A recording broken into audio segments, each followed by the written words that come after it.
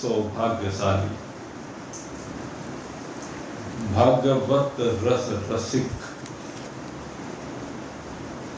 जिज्ञासु है। भगवान की असीम महान महती दयाद्र करुणाद्र कृपा, जिसके परिणाम स्वरूप हमें महामुनि श्री सुखदेव जी के मुखारविंद से श्रवित इस दिव्य अमृत स्वरूपनी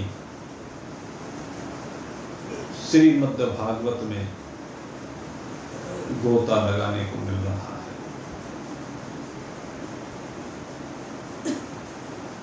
जिनके एक दृष्टि मात्र के पढ़ने से परीक्षित जी मृत्यु के मुख से बाहर निकले, और न केवल मृत्यु के मुख से बाहर निकले, न केवल मृत्यु का दुख दूर हुआ, अपितु भगवान में भी उनका मन रम गया। ज्ञान वैराग्यम सिद्ध्यर्थम भिक्षाम देहि च परमेश्वरी, ये जो भाव व्यक्त किया गया है, गुरु उस मां के समान है, उस मां भगवती के समान है, जो ज्ञान भी प्रदान करती है, जो वैराग्य भी प्रदान करती है। जो भी शिष्य उनकी शरण को प्राप्त होता है, वो ज्ञान और वैराग्य की भिक्षा ही उसको देती है। आप जानते हैं, बहुत सुंदर प्रसंग आता है। एक बार की बात है, स्वामी रामकृष्ण परमहंस के प्रिय शिष्य नरेंद्र नित्य सत्संग के लिए आया करते थे, सेवा के लिए आया करते थे। उन्होंने परमहंस जी की बहुत सेवा की,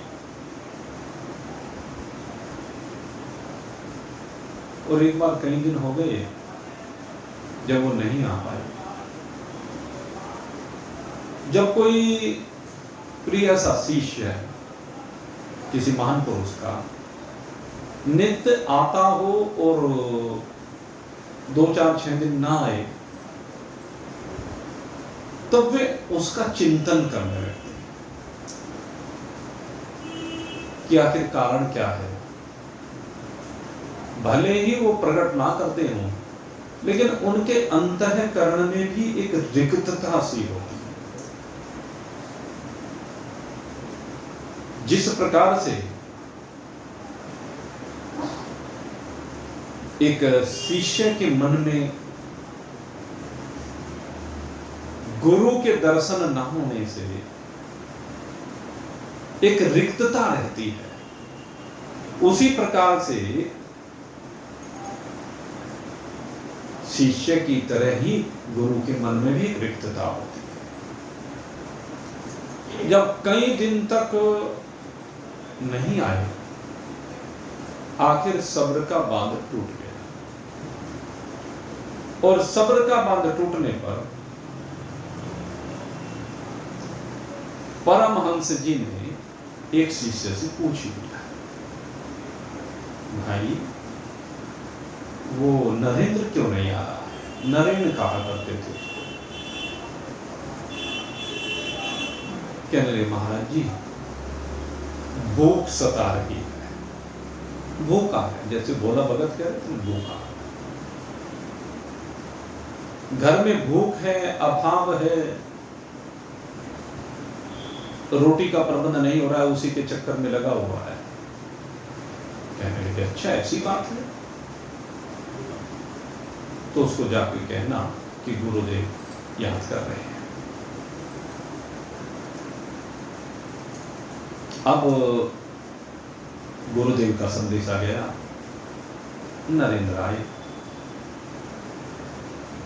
परमहंस जी कहने लगे, नरेंद्र, घर में जब भूख है, अभाव है, कम से कम एक बार जिक्र तो करते।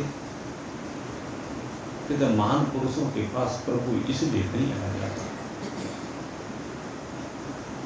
अरे जिस चीज की भूख मुझे है, वो भूख तो आपके दर्शन से ही शांत हो जाती है। और सांसारिक भूख, उसकी मुझे परवाह नहीं। कहने लगे, वाह कैसा भगत है, भूखे भजन न होए वो पाना। कई दिनों से भूखा होने के बावजूद तेरे इतना सुंदर भाव है। कहने कोई बात नहीं, जा अंदर, और आज मैंने तेरे लिए मां को बुलाया है। कहने मेरे लिए मां को बुलाया? कि हाँ, आज तेरे लिए ही मां को बुलाया है, जा वो तेरी प्रतीक्षा कर रही है। बड़े प्रसन्न होकर के नरेंद्र अंदर गए, और आज साक्षात मां भगवती नरेंद्र के सामने है। नरेंद्र ने मां भगवती का दिव्य स्वरूप देखा, आंखों में आंसू छलकने लगे। मेरे गुरुदेव की कितनी कृपा है। मेरी मां, आज तेरे साक्षात दर्शन, मैंने तो ऐसा कोई कर्म किया नहीं, ऐसी उपासना की नहीं जिसके कारण से तेरा साक्षात दर्शन हो जाए, और आज मुझे तेरा साक्षात दर्शन हो रहा है।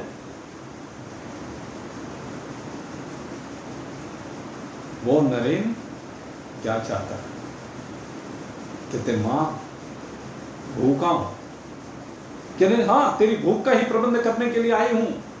बोल क्या चाहिए तुझे भिक्षा में? ज्ञान वैराग्य सिद्ध्यर्थम भिक्षाम देहि च परमेश्वरी। मां, मैं जानता हूं एक तू ही है जो मुझे ये भिक्षा दे सकती है। मुझे ज्ञान दो, मुझे वैराग्य दो, हे सिद्धिदात्री।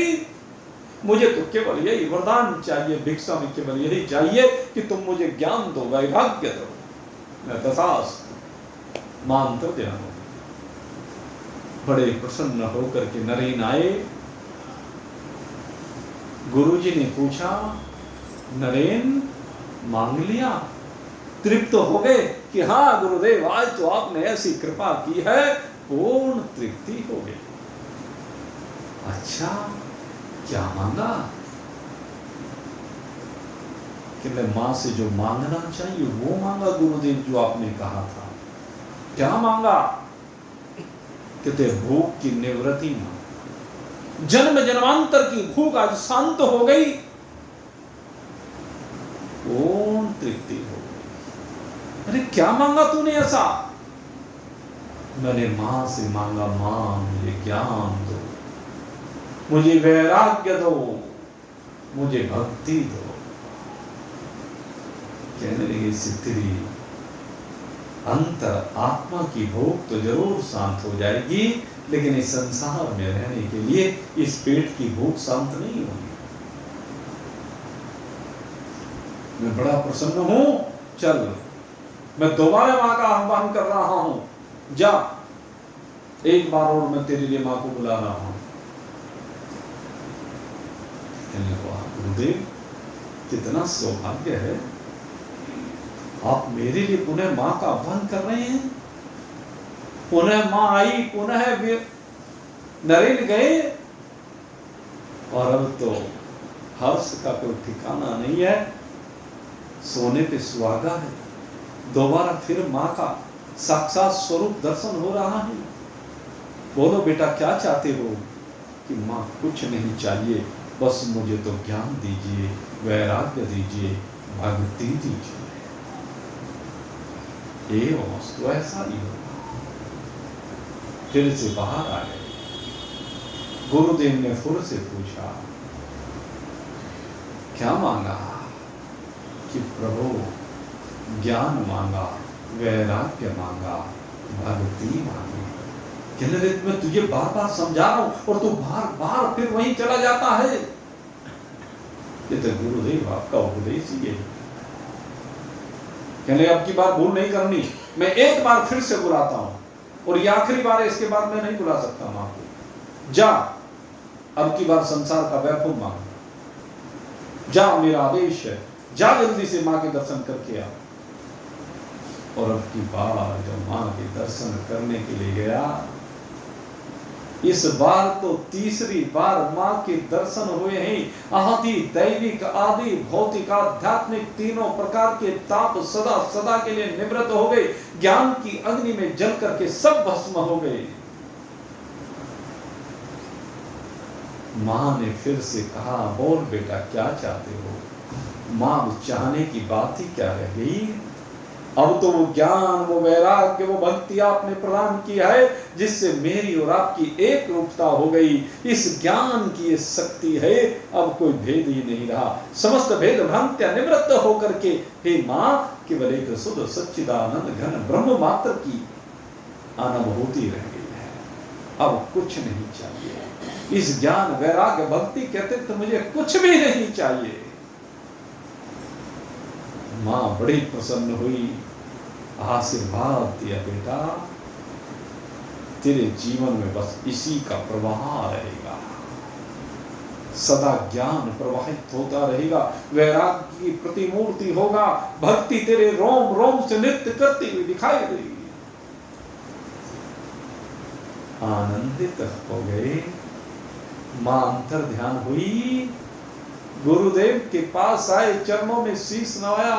हे गुरुदेव आपकी कृपा से आज वो मिल गया जो कभी अपेक्षा नहीं की थी, कभी इच्छा नहीं की थी, आज वो सब मिल गया। अरे क्या मांग करके आया कि बस प्रभु मैंने मांगने और देने वाली बात ही खत्म कर दी। अरे अब किससे मांगूं। अरे वो भी तो मैं ही हूं, जो वो है सो मैं हूं। सोहम अस्मि, सोहम अस्मि, सोहम अस्मि। मैं वही हूं, मैं वही हूं, मैं वही हूं। अब मांगने की बात नहीं रही। बेटा मेरा आशीर्वाद है, युग युगांतर तक तेरी कीर्ति ऐसी अमर रहेगी। जो किसी भी सांसारिक प्रलोभन में नहीं फंसा, केवल एक आत्म तत्व का बोध प्राप्त करने के लिए जो शिष्य निरंतर लगा रहता है, उसी को चीज मिलती है, वही सिद्धि को प्राप्त करता है। ऐसा दिव्य आशीर्वाद मिला है। मेरे मित्रों, सुखदेव जी परीक्षित को यही आशीर्वाद दे रहे हैं। परीक्षित भी प्यासा है, परीक्षित के पास बहुत कम समय है, इसलिए परमात्मा प्रेम में डूबता चला गया। अब उसने तन की परवाह है, न मन की परवाह है, न संसार की परवाह है। वो तो बस अपने स्वरूप में गोते लगाना चाहता है। इसलिए कहता है प्रभु अब तो समय पास करना है, भगवत प्राप्ति तो आपकी कृपा से हो ही गई है। अब तो मुझे केवल और केवल भगवान की महिमा को जानना है, उसको सुनना है, समय को बिताना है। इसलिए इस समय को बिताने के लिए मैं आपके चरणों में नतमस्तक हूं प्रभु।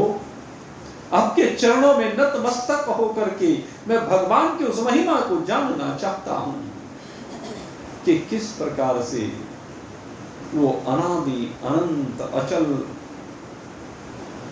होते हुए भी किस प्रकार से इस सृष्टि का सृजन करते हैं। परीक्षित जी सुखदेव जी से सृष्टि के सृजन के संदर्भ में प्रश्न करते हैं, और उधर विदुर जी जो तीर्थ यात्रा पर निकले हुए थे, विदुर जी तीर्थ यात्रा पर विचरण करते करते प्रभास क्षेत्र में पहुंचते हैं। प्रभास क्षेत्र वह क्षेत्र है जहां पर भगवान श्री कृष्ण के कुल के समस्त यादव आपस में लड़ते हुए इस धराधाम का परित्याग करते हैं। उस क्षेत्र में पहुंचे और उस क्षेत्र में बड़े प्रेम के साथ जा रहे हैं कि भगवत दर्शन करने का अवसर मिलेगा। बहुत समय हो गया, अब आनंद कंद भगवान श्री कृष्ण के दर्शन का लाभ मिलेगा। उनके तो दर्शन का लाभ नहीं मिला, लेकिन उन्हीं के सदृश, उन्हीं के जैसे दिखने वाले श्री उद्धव जी का दर्शन उनको हो गया। जैसे ही उद्धव जी का दर्शन हुआ, दिल से दिल के तार मिले, दोनों के आंखों से प्रेमाश्रुओं का प्रवाह हुआ। फिर तो विदुर जी ने उद्धव जी के सम्मुख प्रश्नों की झड़ी लगा, भगवान कृष्ण की लीलाओं का बारंबार स्मरण करके भावावेश में न जाने क्या क्या कहते चले जाते, डूबते चले गए उन भावों में। उद्धव जी भी डूबते चले गए, पूछने लगे मेरे कृष्ण कहाँ हैं? और अब तो और अधिक अश्रुओं का प्रवाह हुआ। अब तक प्रेमाश्रु थे, लेकिन अब ये दुख के आंसू, वियोग के आंसू हैं। परमात्मा वियोग के आंसू।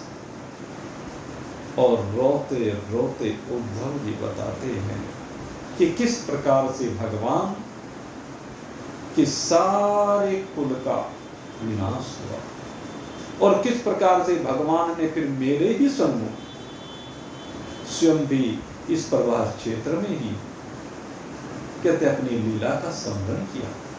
बलराम जी ने कैसे अपनी लीला का स्मरण किया, किस प्रकार से उनकी पटरानियों ने लीला का स्मरण किया, वह सब कथा रोते रोते विदुर जी को सुना रहे उद्धव जी। कहने लगे तुम जब सब यादव चले गए तुम कैसे बचे? कहने लगे बस हम 5-4 यादव ही केवल बच पाए। ये बृहस्पति जी के शिष्य हैं, भगवान के चचेरे भाई हैं उद्धव जी, और बिल्कुल भगवान के जैसे दिखते हैं। गोपियों के पास जब गए थे ना, तो गोपियों ने यही समझा था कि कृष्ण ही आ गए। वैसी घुंघराले बाल, वैसा ही श्याम शरीर, वैसी चाल ढाल, और भगवान के संग रहते रहते भगवान जैसे हाव भाव हो गए थे। उद्धव जी विदुर जी को कहते हैं कि रुकना तो मैं भी नहीं चाहता था, लेकिन भगवान के आदेश को शिरोधार्य करना था। भगवान ने चलते हुए मुझे कहा उद्धव मैं तुझे छोड़ करके नहीं जा रहा हूं।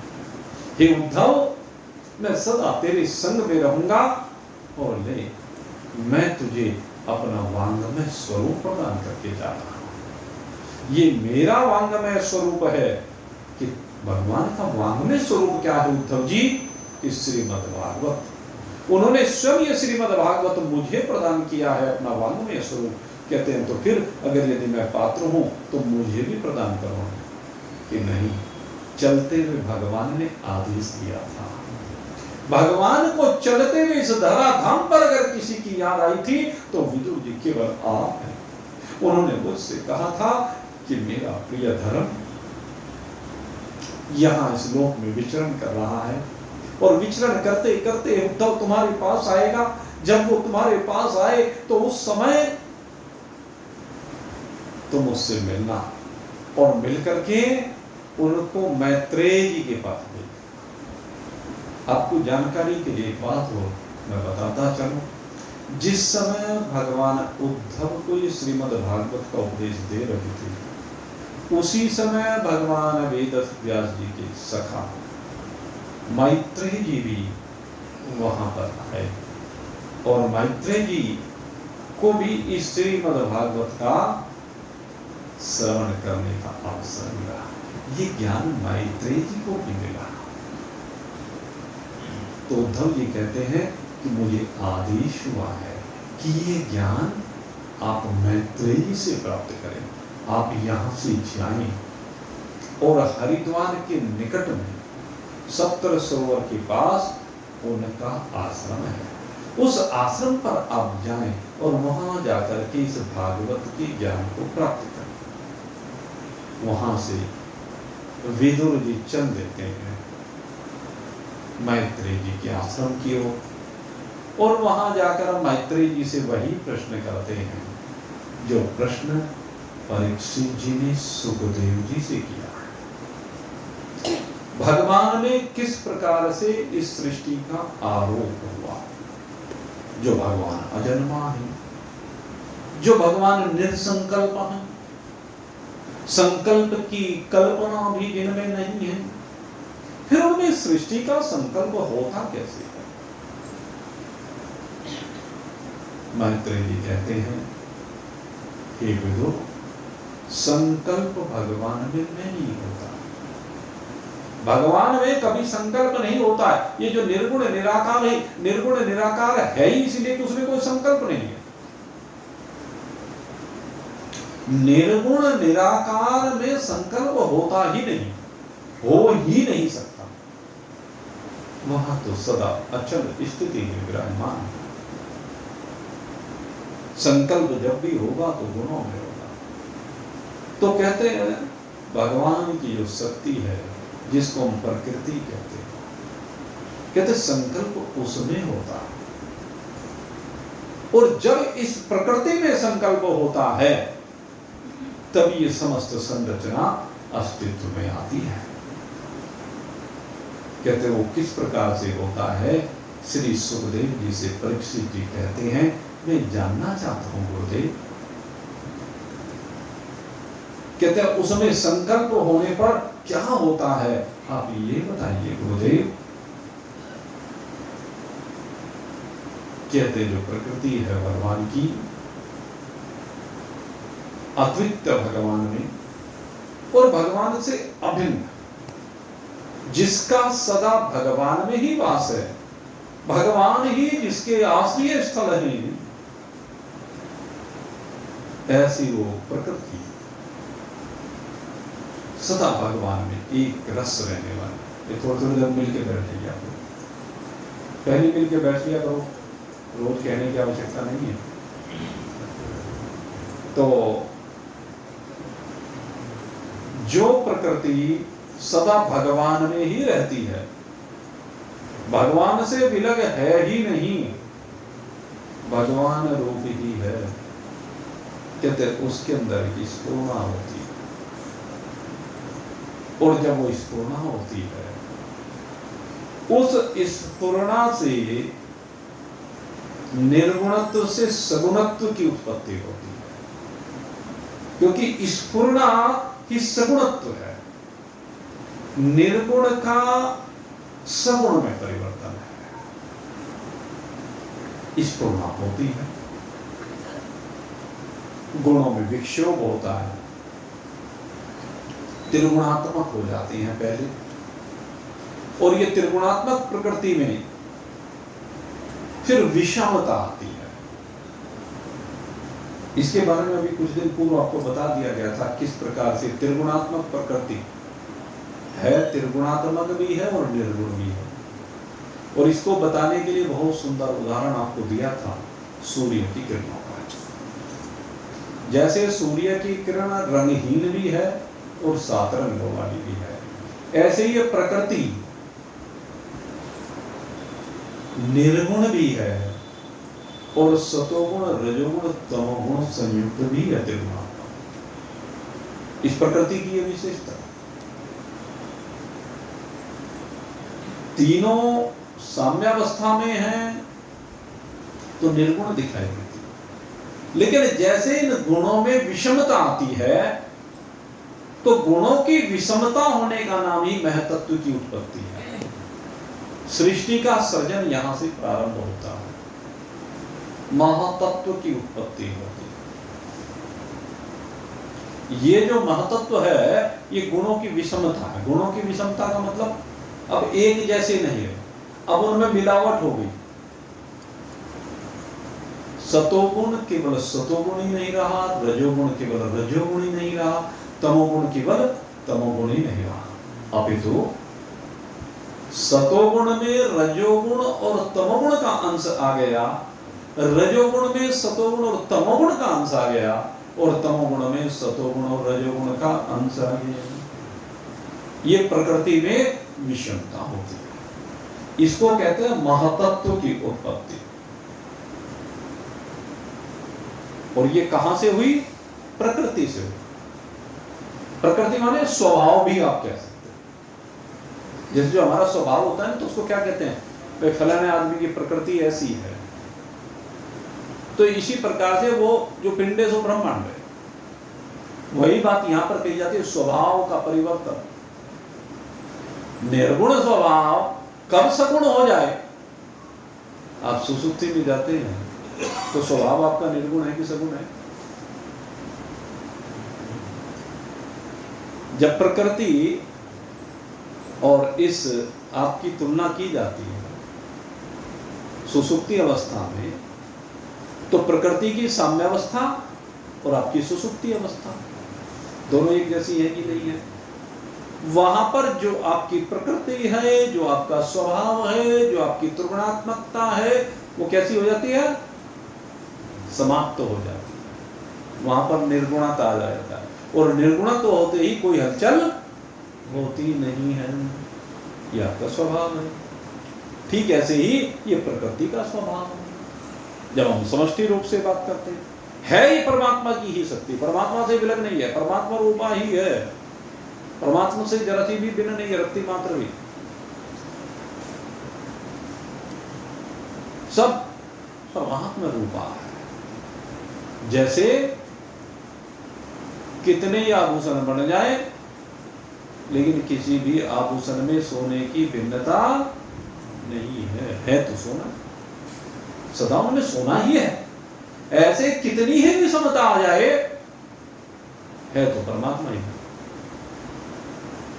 उन गुणों में विषमता के आने पर भी वो परमात्मा ही रहता। सोने से आभूषण बनने पर भी आभूषण सोना ही रहता। सूत से वस्त्र बनने पर वस्त्र सदा सूत ही रहता। मिट्टी से बर्तन बनने पर चाहे जितने भी प्रकार के बर्तन, खेल खिलौने आदि बने, लेकिन वो सारे मिट्टी ही रहते हैं। इसी प्रकार से चाहे कुछ भी बन जाए इस प्रकृति से, लेकिन वो सदा रहेगा परमात्मा ही। परमात्मा से भिन्न कुछ नहीं होगा। इस प्रकार से महतत्व का जन्म होता है। ये आरोप हो रहा है, ये सृष्टि का निर्माण हो रहा है। प्रकृति पहले साम्य अवस्था, फिर विक्षोभ, और विक्षोभ से सबसे पहले यहां पर महतत्व की उत्पत्ति होती है। इसे कहते हैं महतत्व। तो इस महतत्व के उत्पन्न होने के बाद कहते हैं इससे इस जो ये महतत्व है, ये जो महतत्व हुआ, ये रजोगुण और सतोगुण, इनकी वृद्धि होने से होता है। जब सतोगुण और रजोगुण की वृद्धि होती है तो उस समय महतत्व का विकार होता है, और इसी से फिर ज्ञान, क्रिया और द्रव्य, ये तीन चीजें।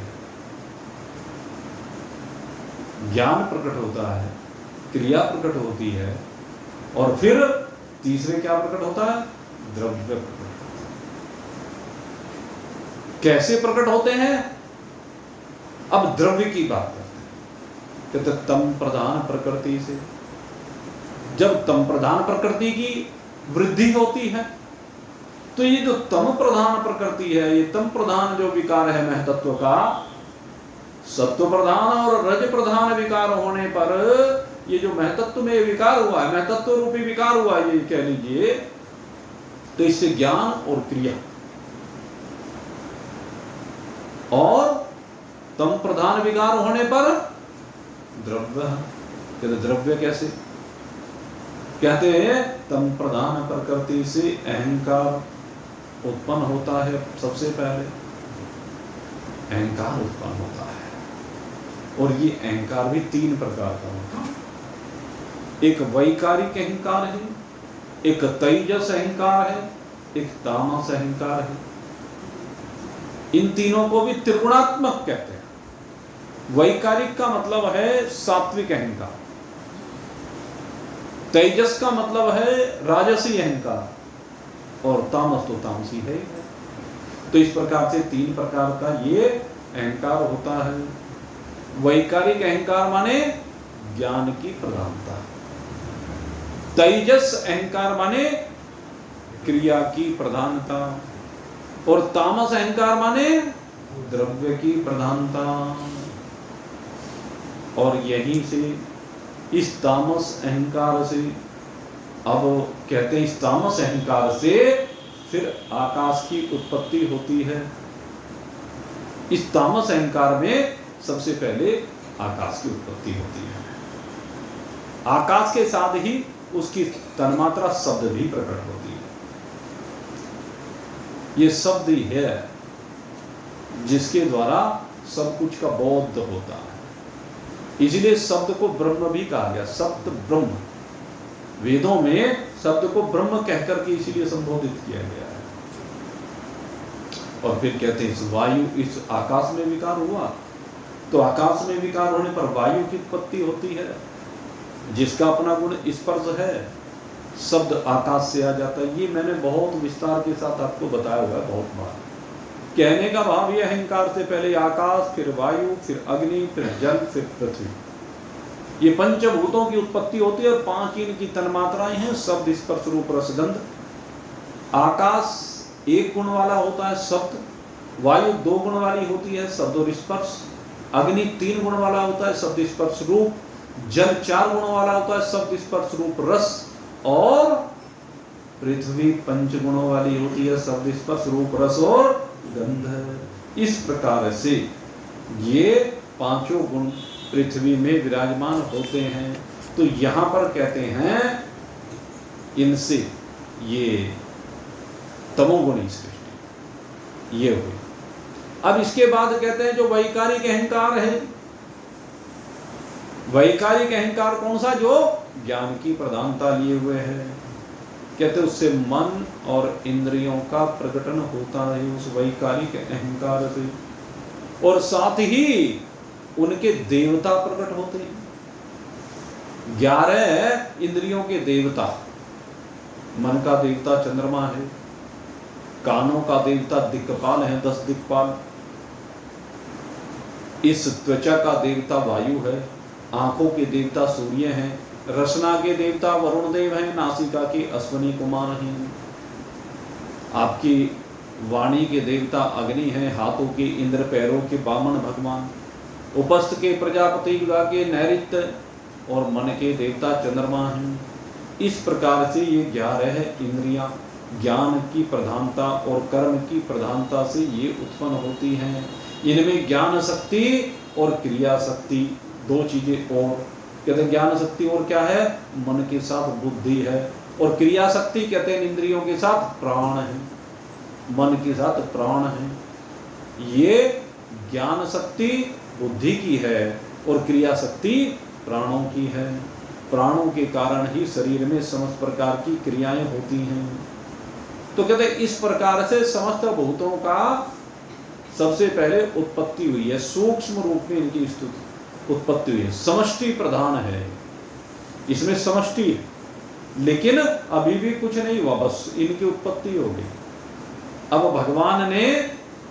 भगवान की जो प्रकृति है, कहते इसने इन सारे भूतों को एक दूसरे से मिला दिया। अब इसके बाद क्या हुआ? इन सब का मिलन हुआ, और जैसे ही इनका मिलन हुआ, इनमें कार्य और कारण भाव आ गया। क्योंकि जब तक कारण नहीं होगा तब तक कार्य नहीं होगा। जब तक कारण रूपा ये प्रकृति है, कारण रूपा प्रकृति है, और कार्य रूपी जो इन्होंने मिला करके बनाया वो इनका कार्य है। कहते क्या हुआ फिर? कहते हैं कार्य और कारण भाव बनने से एक पिंड प्रकट हुआ। इनके मिलन से, 5 भूतों के मिलन से सबसे पहले एक पिंड का प्रकटन हुआ। और ये पिंड कहते हैं हजारों वर्ष तक जल में पड़ा रहा, और इस पिंड को ही ब्रह्मांड कहा गया। ये पिंड क्या है? ये ब्रह्मांड है। एक अंडा है, ये कह रहे, एक अंडा जो है वो जल में पड़ा रहा, और फिर कहते हैं भगवान ने अब यहां से सृष्टि का सृजन प्रारंभ करते हैं। भगवान सृष्टि का प्रारंभ अब यहां से कर रहे हैं। कहते हैं कैसे कर रहे हैं?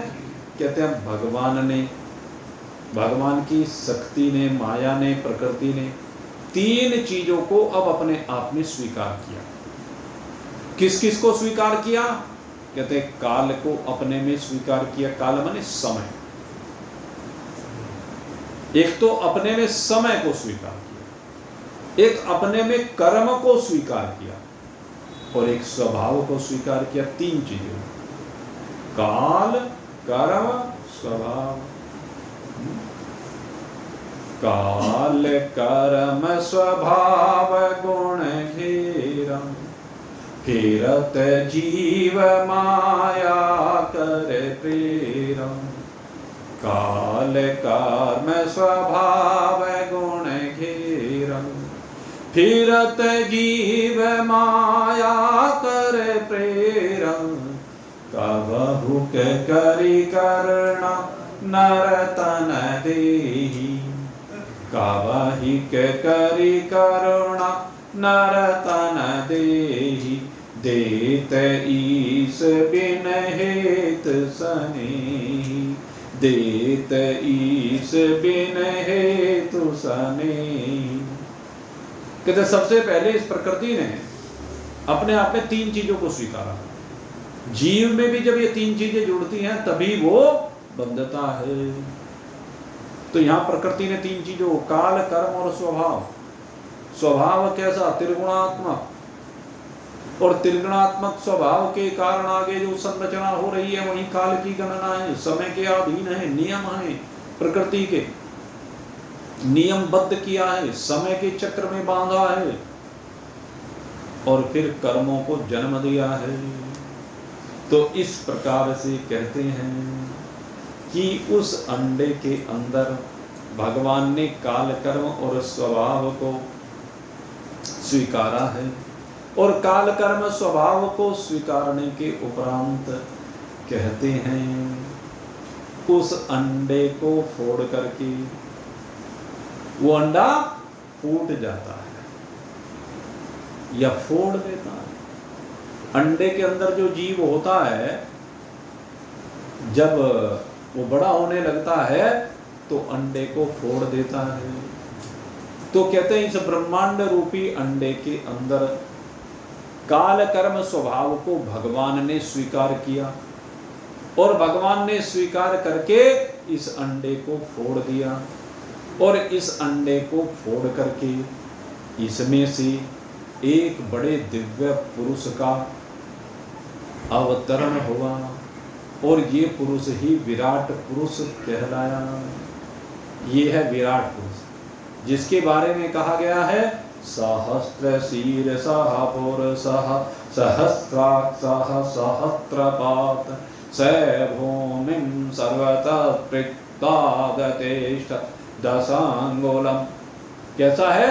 कहने सब और जिसके हाथ फैले हुए, सब और जिसके पैरों का विस्तार है, सब और जिसकी आंखें हैं, सब और जिसके शीश हैं, सब और जिसके कान हैं, सर्वत्र विराजमान ये पुराण पुरुषोत्तम पुरुष कहते हैं। ये विराट पुरुष का प्रकटन होता है, और ये विराट पुरुष का प्रकटन होने के बाद कहते हैं ये जल में समाधिस्थ रूप से शयन करता है। ये शयन कर रहा है, और शयन करते करते फिर जब ये स्फुरना करता है तो उस स्फुरना के परिणाम स्वरूप इसके मूल से यानी इसकी नाभि से उसी समय एक नाल प्रकट होती है, और वो नाल किसकी है? कहते हैं उससे कमल की उत्पत्ति होती है, और उस कमल के ऊपर उस नाल के माध्यम से चतुर्मुखी ब्रह्मा जी का प्रादुर्भाव होता है। और जब ब्रह्मा जी का प्रादुर्भाव होता है, ब्रह्मा जी इधर उधर देखते हैं तो सर्वत्र जल ही जल नजर आता है। या तो जल नजर आता है या वो कमल जिस पर वो विराजमान है। ब्रह्मा जी वहां पर चिंतन करने लगे कि मैं कौन हूं, किस लिए यहां पर आया हूं। अनेक बातों का चिंतन करते हैं, लेकिन किसी बात का जवाब उनको अभी नहीं मिलता है। लंबे समय तक चिंतन करते करते आखिर उनको आकाशवाणी होती है, तप अर्थात तप करो, तप करो। और जब इस प्रकार से आकाशवाणी हुई तो आकाशवाणी के होने पर ब्रह्मा जी तप करते हैं, और उस तप के परिणाम स्वरूप फिर ब्रह्मा जी इस सृष्टि के सर्जन को आगे बढ़ाते हैं। भगवान से शक्ति मिलती है, भगवान से प्रेरणा मिलती है, और प्रेरणा मिलने के बाद भगवान से इस सृष्टि का निर्माण प्रारंभ होता है। और ये सृष्टि का जो निर्माण है वो किस प्रकार से होता है, इस बात को समझें। कहते हैं 10 प्रकार के विभाग किए गए हैं, 10 प्रकार की सृष्टि की संरचना की गई है। यह भगवान के द्वारा 10 प्रकार की सृष्टि होती है।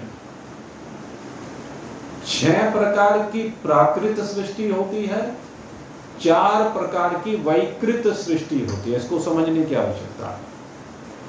जहां तक प्राकृत सृष्टि की बात है वो लगभग मैंने आपको समझा दी है, लेकिन उसके क्रम को एक बार और समझ लीजिए, क्योंकि पहले प्राकृत सृष्टि हुई। सबसे पहले मैंने आपको क्या बताया? महतत्व की संरचना हुई, गुणों में विक्षेप होकर के जो गुणों में विषमता आई, ये महतत्व की सबसे पहली सृष्टि है। पहली सृष्टि किसकी है? इसको अच्छी तरह से समझ लेना। 10 प्रकार की ये सृष्टि है। भागवत भी 10 लक्षणों वाली है, और ये 10 के 10 लक्षण इसी से जुड़े हुए हैं। भागवत के 10 लक्षण आते हैं, सर्ग विसर्ग आते हैं, तो ये सब इसी से जुड़े हुए हैं। उनकी भी आगे पूरी भागवत एक एक स्कंद का एक एक नाम होता चला जाता है। तो पहली संरचना महतत्व की, जब गुणों में विषमता आती है। दूसरी संरचना है अहंकार की। कौन सा अहंकार? कहता वैकारिक अहंकार। पहले वैकारिक अहंकार, दूसरा तेजस अहंकार, और तीसरा तामस अहंकार। वैकारिक अहंकार की जो सृष्टि है वो दूसरी सृष्टि कहलाती है, जिसके अंतर्गत ये ज्ञानेंद्रियों की सृष्टि है। दूसरी जो सृष्टि है कहता है जिसमें पंचभूत और उनके विषयों की सृष्टि है। और तीसरी कहते हैं जो इंद्रियों की ज्ञान और क्रिया शक्ति जो कही गई है, जो वैकारिक और तेजस अहंकार दोनों में ज्ञान शक्ति और क्रिया शक्ति कही गई है। ये इस प्रकार से 3 प्रकार की सृष्टि ये हो गई। भूतात्मक ज्ञानेंद्रिय कर्मेंद्रियों की सृष्टि, तन्मात्राओं की सृष्टि, और ज्ञान और क्रिया शक्ति। इस प्रकार से ये 4 प्रकार की सृष्टि अब तक आपको बता दी है प्राकृत सृष्टि में। एक बार दोबारा समझ लीजिए। महतत्व, दूसरे नंबर भूत एवं ज्ञानेंद्रिय, तीसरे नंबर पर तन्मात्राएं, और चौथे नंबर पर ज्ञान एवं क्रिया शक्ति। और इसके बाद कहते हैं सात्विक जो अहंकार है, उससे एक 5वीं प्रकार की सृष्टि होती है, जिसको हम कहते हैं देव सृष्टि। ये देवताओं की सृष्टि, और देवताओं की सृष्टि के साथ साथ कहते हैं मन की सृष्टि, मन की जो उत्पत्ति होती है। लेकिन ये सूक्ष्म है भी। यहाँ पर कोई भी देवता अभी स्थूल नहीं है। ये सूक्ष्म सृष्टि हो रही है सारी की सारी। इसमें कहीं किसी में स्थूलता नहीं है, ये किसी को दिखाई नहीं दे रही। जैसे सूक्ष्म सृष्टि को आप इस तरह से समझ लेते हैं, जब आपके मन में कोई कार्य करने की बात आती है तो पहले मन में आता है, फिर मन में उसके ऊपर आप चिंतन करते हैं, तो जो मन का जो चिंतन चलता है ये सूक्ष्म सृष्टि है। किस तरीके से बनानी चाहिए, कैसे तो सारी प्रक्रिया वहां पर सेट हो जाती है। मानसिक जो है वो सूक्ष्म सृष्टि होती है। फिर बाद में आप स्थूल रूप से अपने उस मन के ख्यालात को आकार प्रदान करते हैं, तो ये उसके बाद की सृष्टि होती है। तो पांचवी सृष्टि क्या हुई, ये मन और देवताओं की सृष्टि है। और उसके बाद छठी जो सृष्टि है कहते हैं वो अविद्या की सृष्टि है, वो नासमझी की सृष्टि है। और इस नासमझी की सृष्टि में क्या है, बुद्धि के ऊपर आवरण और विक्षेप डल जाता है। बुद्धि के ऊपर अज्ञान का आवरण है, विषयों का विक्षेप है। तो ये 6 प्रकार की सबसे पहले भाई प्राकृत सृष्टि है।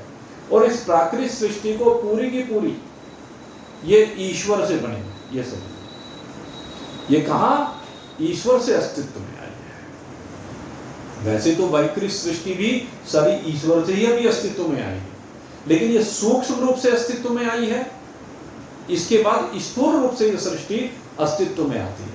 और स्थूल रूप से क्या क्या संरचना होती है, अब मैं आपको वो बता रहा हूं। स्थूल रूप में सबसे पहले कहते हैं 6 प्रकार की पेड़ पौधे आदि की सृष्टि होती है। पेड़ पौधों की सृष्टि कैसी, जैसे वनस्पति है, वनस्पति जो है क्या नाम, इसमें औषधि है, जैसे इसमें लताएं हैं, त्वक्सार है, द्रुम है, विरुग है, 6 प्रकार की सृष्टि होती है। ये पेड़ पौधों की स्थावर वृक्ष जिसको कहते हैं, स्थिर रहने वाले हैं, तो इनके अंदर हल्की सी स्पर्श की अनुभूति तो होती है, इतनी इनकी संवेदना होती है कि स्पर्श की अनुभूति करती है सृष्टि। वनस्पति, औषधि, लता, त्वचा, द्रुम और विरुद्ध, ये 6 प्रकार की सृष्टि होती है। इसमें कैसे कैसे, जैसे कुछ तो ऐसी सृष्टि होती है कि वो फल देता है वृक्ष और नष्ट हो जाता है, जैसे अनाज है तो ये औषधि कहलाती है। एक ऐसी होती है कि बार बार देता है, एक बार पौधा लगा दिया हर साल फल देगा। कुछ जमीन पर फैलने वाली लताएं होती हैं, कुछ मोटी छाल वाली होती हैं। तो इस तरह से 6 प्रकार की ये पेड़ पौधों की सृष्टि होती है। इसके बाद 8वीं जो सृष्टि है, या तो इसको दूसरी कह लीजिए, 8वीं कह लीजिए। अगर मैं वैकृत सृष्टि की बात करूं तो पहले नंबर पर पेड़ पौधों की सृष्टि, दूसरे नंबर पर कही कि त्रियक योनियों की सृष्टि। भागवत में तो सारी योनि भी लिखी हुई है, आपको बताएं। अगर कहो तो मैं पढ़ करके बता देता हूं, लंबा समय लगता है। भागवत में 3रे स्कंद के 10वें अध्याय में पढ़ लेना जिनको पढ़नी हो, ठीक है। इनका विस्तार से वर्णन आता है। तो 28 प्रकार की ये त्रियक योनियां हैं, पशु के रूप में, पक्षी के रूप में, रेंगने वालों के रूप में, उड़ने वालों के रूप में, जल में रहने वालों के रूप में, थल में रहने वालों के रूप में, नभ में रहने वालों के रूप में। तो ये 28 प्रकार के जीव होते हैं। और वो 28 प्रकार के जीवों में कितने प्रकार की योनियां हैं भाई, इसकी गिनती तो मुश्किल है, क्योंकि कुल मिलाकर के 84 लाख प्रकार की सृष्टि कही गई। तो अब इसका इतना विस्तार है।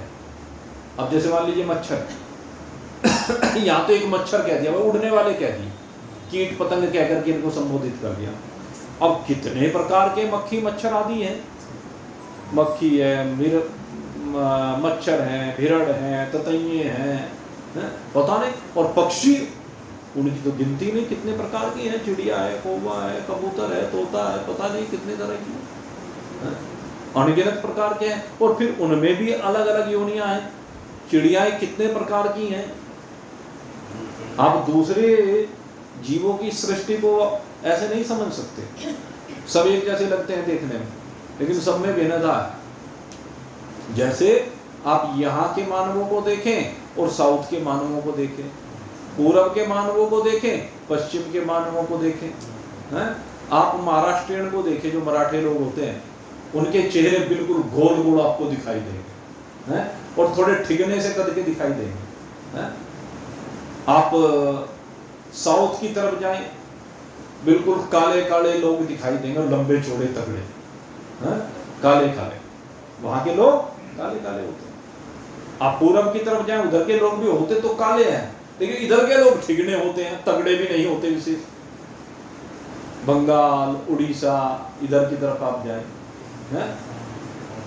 पहाड़ में आप जाएं तो पहाड़ वालों के चेहरे बिल्कुल, वो क्या कहते हैं,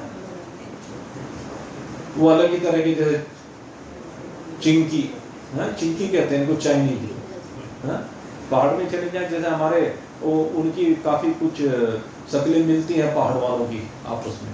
अरुणाचल प्रदेश वालों को देखो, चीनियों को देखो, जापानियों को देखो, कोरियन को देखो, सारे देखने में एक जैसे से लगते हैं, वो पहाड़ की वजह से।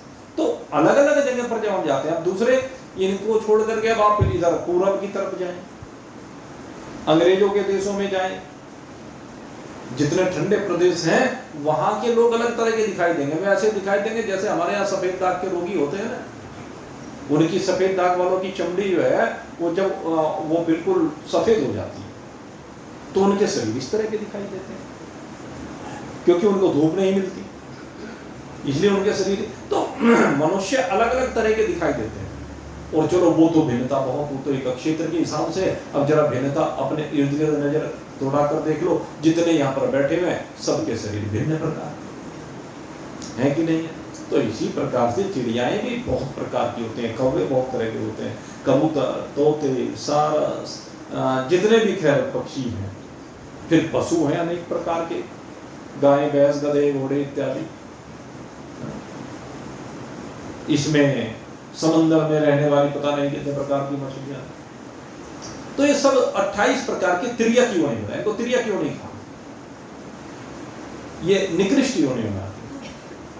सबसे निकृष्ट माना गया है पत्थर को, दूसरे नंबर पर निकृष्ट माना गया वृक्षों को, और उसके बाद ये योनियां, इनकी भी निकृष्टता का प्रमाण दिया कि कौन कौन सी किससे निकृष्ट है, कौन सी इससे बेहतर है।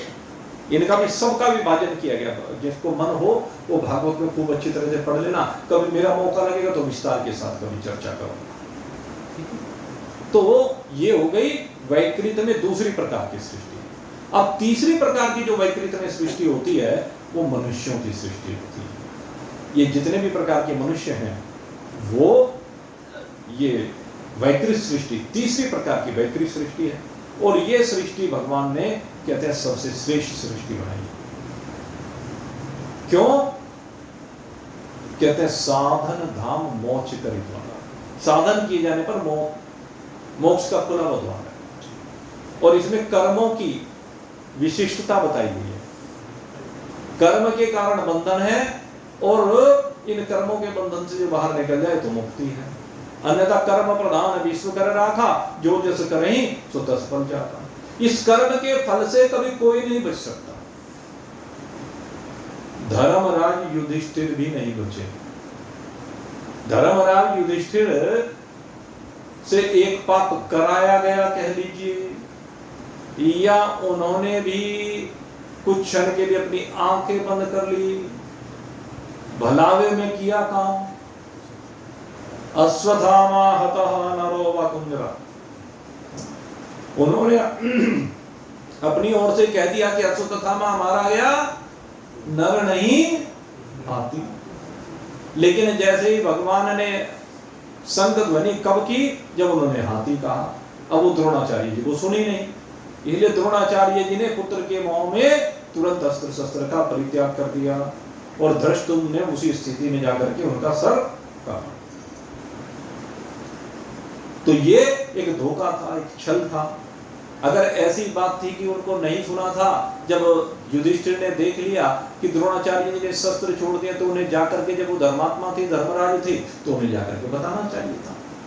एक भाव ये भी आता है, लेकिन एक भाव ये भी है कि आपत्ति काले मर्यादा नास्ति, कि जब आपत्ति काल हो, द्रोणाचार्य जी किसी भी तरह से उन अधर्मियों का आवरण बने हुए, आश्रय स्थल बने हुए, उनका सहारा बने हुए, उनकी कवच बने हुए कह लीजिए, तो उनको हटाने के लिए इस छल का सहारा लेना पड़ा। लेकिन इस कर्म का फल भी युधिष्ठिर को भोगना पड़ा। आपको बताया, जिस समय युधिष्ठिर जी सशरीर स्वर्ग जा रहे थे, तो स्वर्ग जाते हुए रास्ते में नरक से होकर लेकर गए, और नरक की अग्नि में उनके सारे पूर्वज, उन्होंने देखा उनके सारे पूर्वज रो रहे हैं, रुद्र कर रहे हैं भयंकर, और युधिष्ठिर जी को जैसे ही देखा और युधिष्ठिर जी ने उनको देखा तो वो कहने लगे, युधिष्ठिर बचाओ बचाओ बचाओ, भाई आप हमारे धर्मराज हैं, आपके आने से हमें शीतलता मिली, आप हमें भी, आप ऐसे स्वर्ग में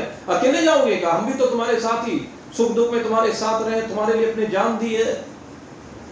अब युधिष्ठिर को जब ये कह रहे थे तो उसके बाद खैर युधिष्ठिर जी बड़े दुखी हुए, कहने लगे, महाराज मैं स्वर्ग नहीं जाऊंगा, जो गति मेरे इन साथियों की है वही गति मेरी भी होनी चाहिए, कि नहीं आप धर्मराज ये अपने कर्मों का फल भोग रहे हैं। जब युधिष्ठिर नहीं मांगे तो उसके बाद कहते हैं कि वो माया हटा ली गई, वो सारा दृश्य हटा दिया गया, क्योंकि वो माया से दृश्य देखा। तो उस समय फिर धर्मराज जी ने प्रश्न किया कि मुझे ये धोखे से ये क्यों दिखाया गया नरक? कहने लगे, जैसे धोखे से तुमने अश्वत्थामा हतः नरो वा कुंजरः, आपने भी तो वहां धोखा किया था आचार्य द्रोण के साथ, उसी प्रकार से आपकी उस धोखे के फल स्वरूप ये धोखे से आपको नरक दिखाया गया है। तो इसलिए कर्म के फल से कोई भी बचता नहीं है। तो मनुष्य योनि में ये कर्मों की प्रधानता बनाएगी। और चौथी वैकृत सृष्टि हुई देवताओं की। ये देव सृष्टि के अंतर्गत केवल देवता ही नहीं आते, देवता आते हैं, पितर आते हैं, यक्ष आते हैं, भूत प्रेत आते हैं, पितर आते हैं, ये सब किन्नर आते हैं, गंधर्व आते हैं। इसमें भी कितने प्रकार के प्राणी हैं जो इस देव सृष्टि के अंतर्गत आते हैं। तो इस प्रकार से 4 प्रकार की ये वैकृत सृष्टि हुई। तो इस प्रकार से ये 10 प्रकार की सृष्टि का निर्माण भगवान के द्वारा किया गया। और इस भगवान की सृष्टि में आगे फिर इस वैकृत में वैकृति उत्पन्न की गई।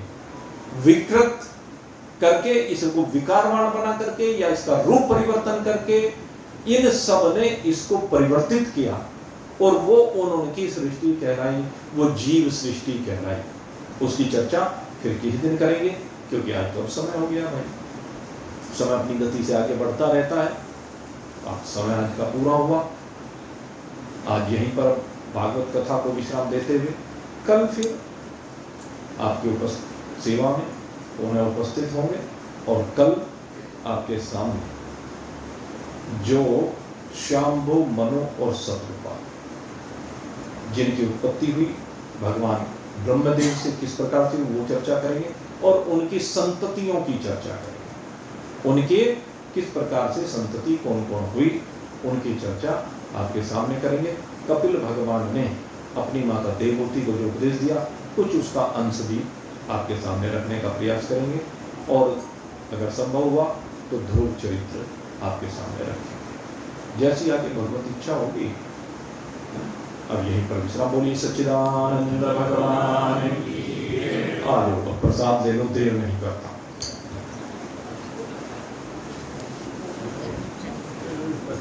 क्योंकि मुझे समय का बड़ा हो रहता है।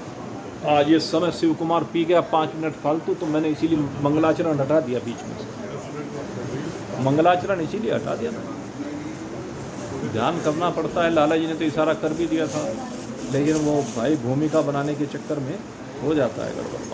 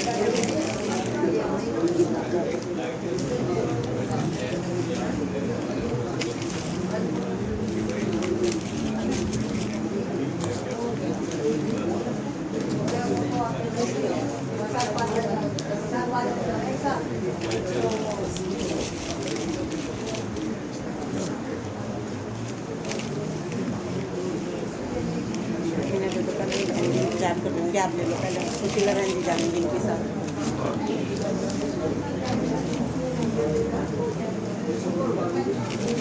तो रास्ते में छोड़ते चले जाते हैं तो बहुत मजा आ जाता है।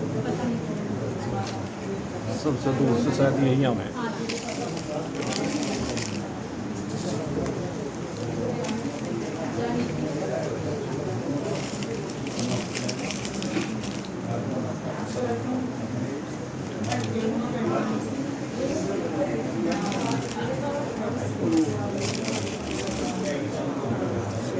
इधर को आ जाओ, चाहे बीच में फिर